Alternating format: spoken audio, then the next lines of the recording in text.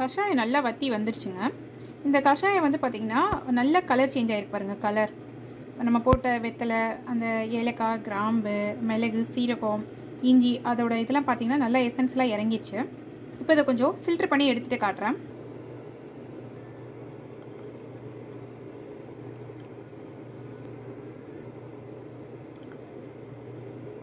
இப்போ கஷாயம் ஃபில்டர் பண்ணி எடுத்தாச்சுங்க.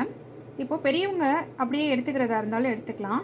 இல்லை கொஞ்சம் ஸ்வீட் நமக்கு தேவைப்படுது அப்படின்னா நாட்டு சக்கரை இல்லை பனங்கற்கண்டு இல்லை நமக்கு ஹனி உங்களுக்கு பிடிச்சிருந்ததுன்னா ஹனி கொஞ்சம் ஒரு டேபிள் ஸ்பூன் போட்டு எடுத்துக்கோங்க. இதே குழந்தைங்களுக்கு கொடுக்குறதா இருந்தால் 1 வயசுக்கு கீழேயோ சம்திங் ஏதோ சொல்லுவாங்க ஹனி சேர்க்கக்கூடாதுன்னு. அதை டாக்டர்கிட்ட கேட்டுக்கோங்க.